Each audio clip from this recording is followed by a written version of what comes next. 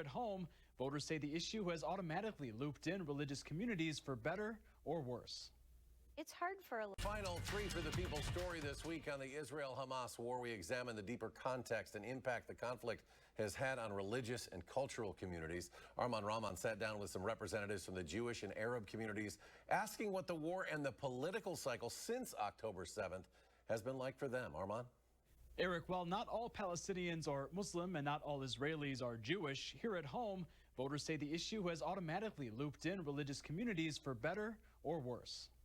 It's hard for a lot of Jewish people to want to talk about Israel in community. Betsy Forrester is the rabbi at Beth Israel Center in Madison. She says Jews across the world feel tied to Israel historically. It's what can make talking about the conflict here tough. And so most members of this congregation are looking for leadership that understands that and that won't throw Israel to the wind, but also won't throw the Palestinian cause to the wind, because there is a real narrative there. There is real trauma there.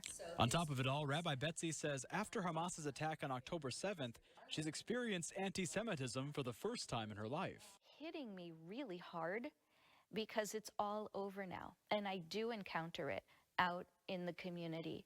And I encounter it even among faith colleagues. According to the Anti-Defamation League, there was a 13% uptick in reported anti-Semitic incidents between 2022 and 2023. As a voter, Rabbi Betsy feels Kamala Harris and the Democratic Party have a very developed platform to combating hate. What offends me are the asinine, feckless statements that one of the candidates makes, the former president makes, that Jews have to have a dual loyalty, that we have to be loyal to him. This past year, the country also saw an uptick in anti-Islamic and anti-Arab incidents. Maggie Slavin is the operations manager with the Council on American Islamic Relations, or CARE, in Chicago. Personally, I've been feeling really sad, really stressed.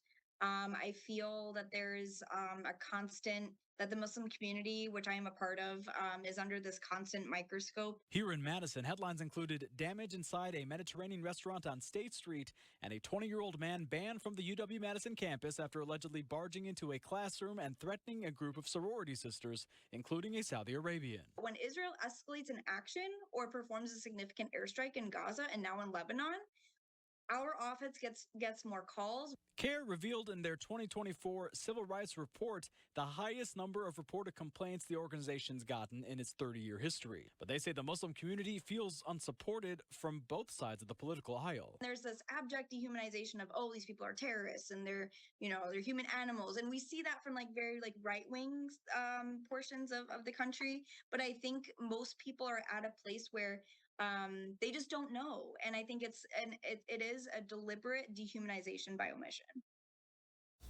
And like the Palestinian student we spoke to yesterday, Slavin says she's heard from many Muslims and Arab Americans pledging not to vote if neither candidate calls for an arms embargo against Israel.